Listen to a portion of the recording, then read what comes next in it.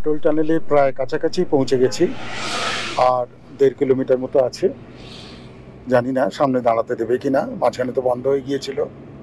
দেখা যাক, এগোই। এগোতে এগোতেই সামান্য পিছল।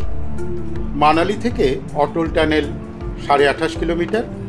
জ্যামজট পেরিয়ে কমপক্ষে 1.5 ঘন্টা মতো সময় পেরিয়ে সেই অসামান্য জাগতিক বিস্ময়ের মুখোমুখি হওয়া। প্রথমে বিয়াসের ডান দিক ঘেঁষে পথ, পরে ব্রিজ পেরিয়ে বাঁদিকে। গোড়ার দিকে ঝঞ্ঝাট পেরিয়ে গেলেই প্রকৃতি তার অনন্ত রূপ দিয়ে সদা প্রস্তুত আপনার ভ্রমণকে সার্থক করতে। পীর পাঞ্জালের বরফাবৃত পাহাড়চূড়া সামনে খুঁড়োর কলের মতো লোভ দেখাতে দেখাতে চলেছে, আর তারই নিচে 9 কিলোমিটার লম্বা অটল টানেল। আমি এখন দাঁড়িয়ে আছি অটল টানেলের সামনে। পৃথিবীর বিস্ময় এই অটল টানেল। প্রায় 9 কিলোমিটার লম্বা এই অটল টানেল, আর 10,000 ফুট ওপরে। ভাবাই যায় না যে এত সুন্দর অপূর্ব দৃশ্য তৈরি করেছে কে না আমাদের ভারতীয় ইঞ্জিনিয়ার, শ্রমিক এবং প্ল্যানাররা।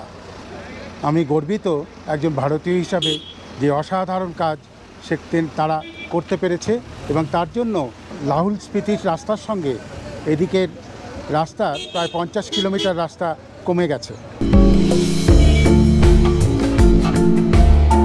প্রায় 10,000 ফুট উঁচুতে পৃথিবীর বৃহত্তম বিস্ময় এই অটল টানেল।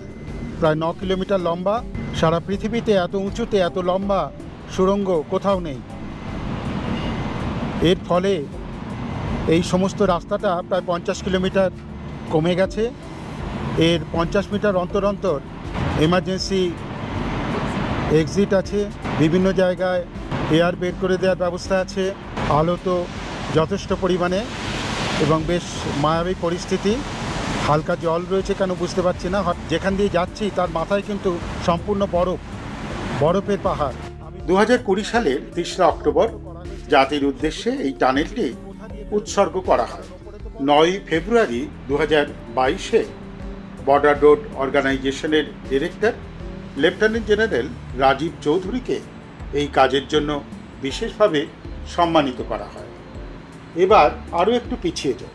1983 সালের 15ই নভেম্বর এই টানেল তৈরিকে অতি গুরুত্ব দিয়ে সংশ্লিষ্ট সর্বস্তরে একটা মিটিং ডাকা হয়। 1984 সালে শুরু হয় সার্ভে। প্রাথমিক রিপোর্ট পেশ হয় 1985 সালের 12ই এপ্রিল। এই সমস্ত পর্যালোচনা চলাকালীনই তৎকালীন প্রধানমন্ত্রী অটল বিহারী বাজপেয়ী 2000 সালের 3রা জুন এই টানেলের ঘোষণা করেন। রাইটস পায় রূপায়ণের দায়িত্ব। 2002 সালের 26শে মে উদ্বোধন হয় এই মহান কর্মযজ্ঞের। প্রাথমিক খরচ ধরা হয় 500 কোটি টাকা। 2010-এর 28শে জুন ভিত্তিপ্রস্তর স্থাপন হয়, আর কাজ শুরু হয় 2012-র জুন মাসে। 2013 সালের 13ই অক্টোবর টানেলের দু প্রান্ত মিলে যায়, আর এটি পুরোপুরি খুলে দেওয়ার মাঝে এমার্জেন্সি কাজের জন্য টানেল ব্যবহার করা হয়। বাস অ্যালাউ করা হয় 2019-এর নভেম্বরে, আর ওই বছরই 25শে ডিসেম্বর এই টানেলের নামকরণ করা হয় অটল টানেল। আমরা অটল টানেলের এখন শেষ পর্যায়ে। ধীরে ধীরে আমরা অটল টানেল থেকে সারি দিয়ে বেরিয়ে যাচ্ছি। অসাধারণ সুন্দর অভিজ্ঞতা।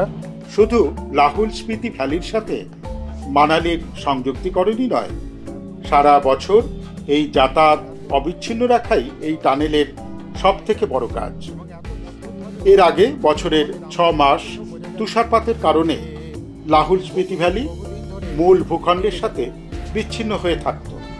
এই অঞ্চলে যেখানে শীতের সময় -25 ডিগ্রি সেন্টিগ্রেড তাপমাত্রা থাকে, সেখানেই এই টানেলের ভেতর তার মোকাবিলা করার জন্য সবসময় 45 ডিগ্রি সেন্টিগ্রেড তাপমাত্রার ব্যবস্থা করা হয়েছে। বর্ডার রোড অর্গানাইজেশনের slogan connecting places, connecting people. তাদের সেই শপথেরই প্রতিফলন এই ইঞ্জিনিয়ারিং মার্ভেল অটল টানেল। টানেল পেরিয়ে চলে এলাম খোকসার এলাকায়।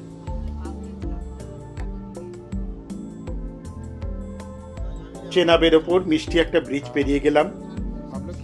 লে এখান থেকে 396 কিলোমিটার এই বাঁদিকের পথে, আর ডান দিকের পথ চলে গেছে রোটাংয়ের দিকে। श्रीनगर से और 10 बरस पहले इधर से किए थे। এই যে সোজা এই রাস্তাটা চলে গেছে রোটাং পাশের দিকে, আর ওই দিকে চলে যাচ্ছে লে লাদাখের দিকে। রোটাং পাশে বরফের ওপর হুটোপুটি করে আবার ফিরে এলাম এই পথ ধরেই।